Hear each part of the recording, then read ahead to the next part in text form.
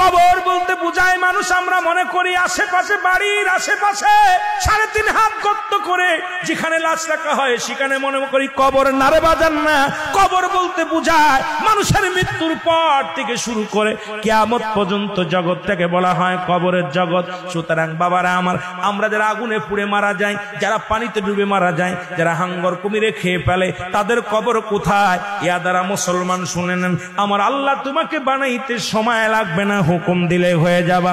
সুতরাং মৃত্যুর পর থেকে শুরু করে কিয়ামত পর্যন্ত জগৎটাকে বলা হয় কবর।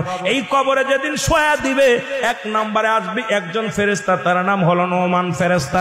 মুসলমান শুনে নেন, আমরা জানি কবরে শোয়ানো পরমান কান্নেকির আসবে। এই ভাইরা আমার, মান কান্নেকির আসার আগে নোমান ফেরেশতা আসবে, কবরে ঢুকে যাবে। সব মুসলমান ডাকতে বলবে, ভাই ওঠো, তোমার ভিতরে রূহটা দেয়া হলো। আজরাইল সাল্লাম রূহটা বাইর করেছে, আমার আল্লাহ তোমাকে জানটা দিয়েছিল, এটা কবজ করেছে।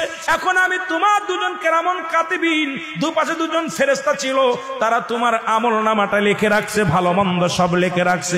এখন তোমার হিসাব হবে, 2টা কাগজ থাকবে নোমান ফেরেশতার হাতের মধ্যে, একটা হলো নেকির কাগজ, একটা হলো বদির কাগজ। এইবার হাতের মধ্যে দিবে, ভাইরে তুমি লেখো, এই তোমার আমলনামাটা লেখো। বলবে আমি লিখবো কেমনে, আমার কাছে তো কোনো কলম নাই। ডাকতে বলে, বান্দারে তোমার কলম হলো ডান হাতের শাহাদত আঙ্গুল মোবারক। এই মুসলমান এই আঙ্গুলটার বড় দাম। এরে আমরা হলে সুন্নাতুল জামাতের যারা মুসলমান আশিকেরা, শোনো, এই আঙ্গুলের মাথায় সুন জড়ায়ও না।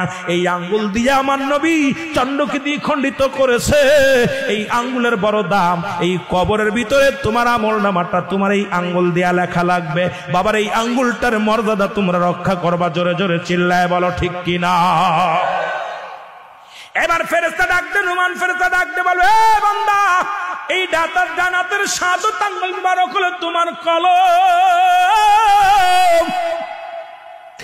বান্দা বলবে, আমি কলম পাইলাম, কালি তো নাই।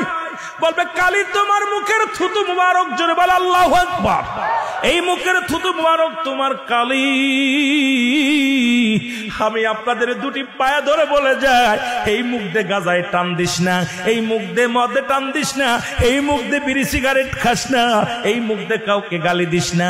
এই মুখটারে পবিত্র রাখ। মায়ের গর্ভে যখন ছিলাম, মায়ের নাভির সঙ্গে তোমার নাভিটা জুড়াইয়া দিছে, কারণ এই মুখ দিয়ে আমার নবীর দুরূদ পড়বা, এই মুখ দিয়ে কোরআন পড়বা, এই মুখ দিয়ে আল্লাহর জিকিরি করবা।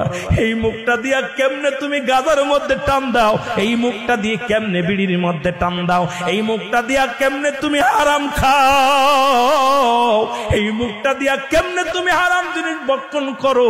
আমি তোমাদের 2টি পায়ে ধরে বলে যাই রে মুসলমান, আজ থেকে মুখটা পবিত্র রাখো গো। এই মুখের থুতু মুবারক হবে তোমার কালি। বান্দা বলবে, আমি কালি পাইলাম, এখন কাগজ পাবো কই রে? 3 টুকরা কাপড়ের কাপড় দেয়া হবে। কাপড়ের কাপড় 1 টুকরা টানতে খুলে নিয়ে বলবে, বান্দা এই লেখো। বান্দা সেকেন্ডের মধ্যে লেখা হয়ে যাবে তার আমলনামা। হাত থেকে কাগজখানা টানতে নিয়ে যাবে, আর একখানা কাপড় দিবে হাতের মধ্যে, বান্দা লেখো।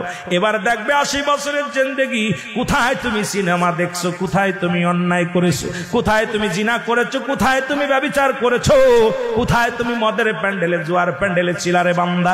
এবার দেইকা বলবে বান্দা, ডাকতে বল, ফেরেশতারা রে, আমি এত বড় অন্যায় করি নাই।